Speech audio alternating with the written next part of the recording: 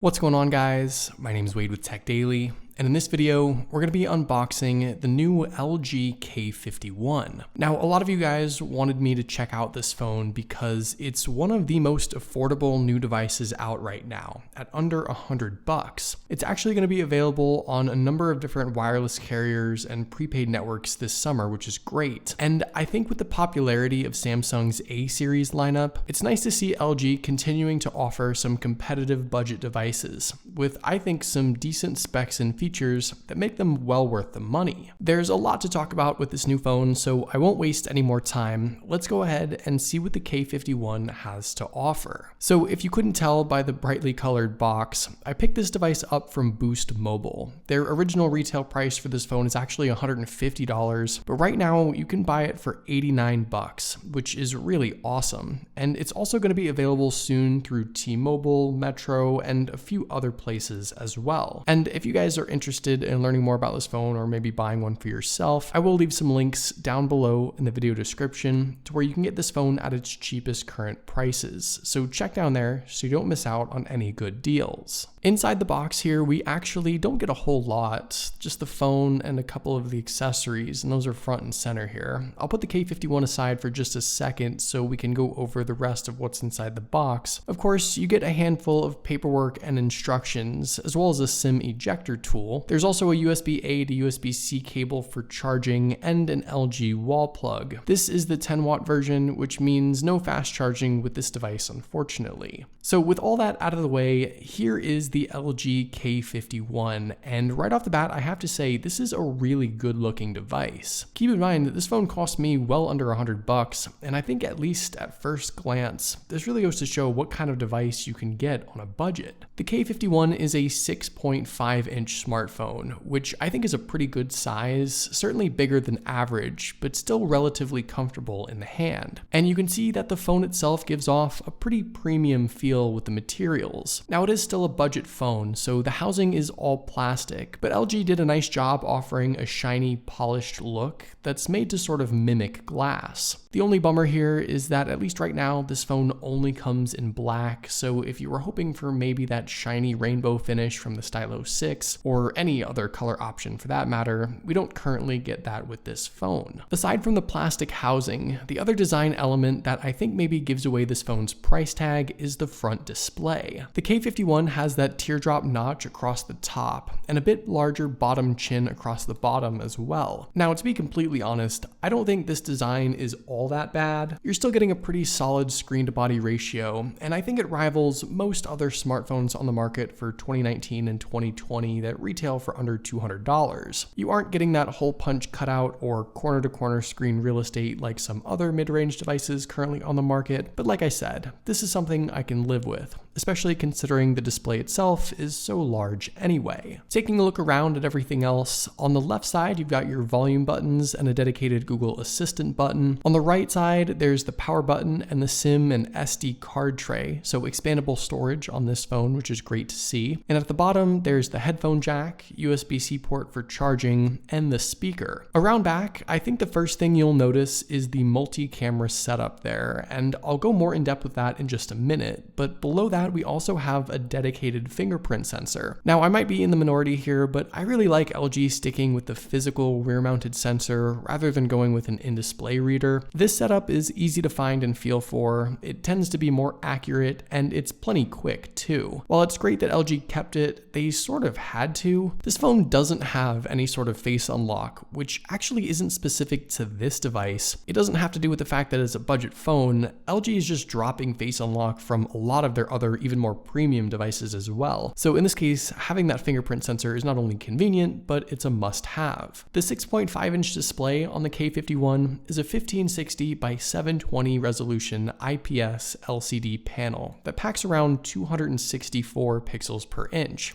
Now, to be completely honest, I think this is a good looking screen for what it is. It's bright enough, the colors look good, and you aren't going to find an AMOLED phone at under $100 anyway, so there's not much to complain about. The biggest downside really is just the resolution. At 720p with a screen this size, you're going to be able to pick out the pixels, especially when reading text. But most people who buy this device won't be holding the phone 3 inches from their face and pixel peaking anyway. For all intents and purposes, this is a good looking display for under $100, and I don't really have any complaints. Viewing angles are decent for an LCD display, and from a normal distance, it's a really good experience no matter what you show on the phone. In fact, I'd argue that it's likely the best big screen you can get for the price, maybe second to the Samsung A11, which is a similar size, resolution, and panel technology. All in all though, the K51 offers a good looking screen, but just remember to keep your expectations in check with this budget device. One aspect of this phone I was actually really surprised to see is the inclusion of dual stereo speakers. You get one speaker at the bottom and one additional one in the earpiece. And to be completely honest, I don't know any other device that retails for under $100 that offers as good of an out loud listening experience than this phone. I personally really value stereo speakers. I like my out loud listening experience to be as good as possible. And with the K51, you get exactly that. It's really a great setup. Inside, the K51 actually packs an interesting array of specs. First off, with the battery, this phone offers a 4,000 mAh capacity, which I actually think is pretty decent. Paired with that lower resolution display and less powerful specs, the battery will be able to power this device through more than a day of use under normal circumstances, and while the capacity isn't pushing any limits, there should be no issues here. There's no wireless charging, unfortunately, and like I mentioned earlier, no real fast charging option. But seeing as this phone can make it through the day easily,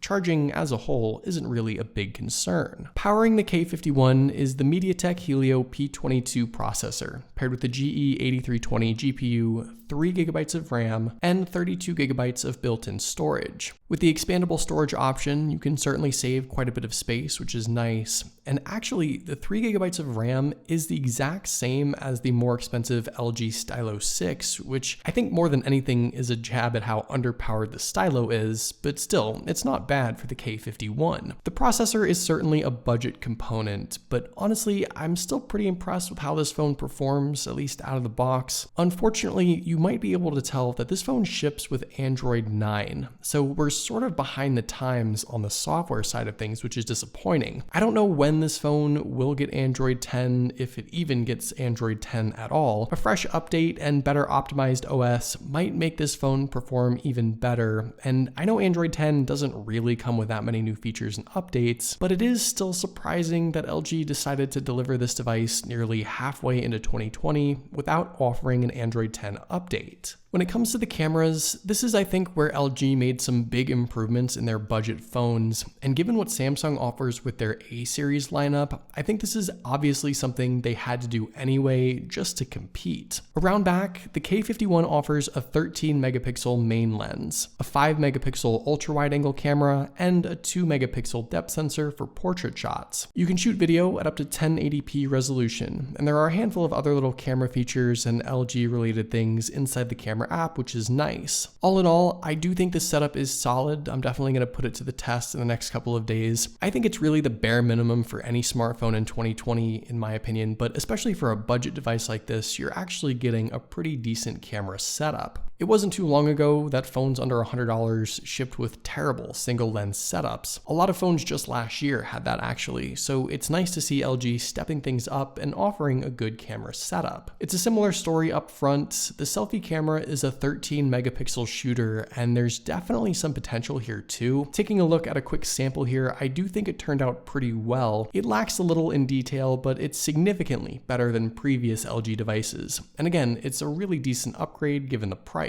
All in all, I think the K51 is actually a really interesting phone. Like I said probably a million times already, you can pick this phone up for under $100 right now, at least from Boost Mobile. And that honestly is a really good price for a device like this. I'm interested to see how well this phone does over the summer. I suspect that it will be relatively popular. I just hope that when it does launch on some other carriers and prepaid networks, that they too offer this phone at a reasonable price. If that's the case, it it may very well be one of the best budget options on the market for 2020. So there you go. That's everything you need to know about the brand new LG K51 from Boost Mobile. Let me know what you think about this phone in the comments down below. I'd love to know your thoughts, of course. But hopefully you guys did enjoy this video. Be sure to follow TechDaily on Twitter and subscribe to the TechDaily YouTube channel if you haven't already, and I'll see you guys later.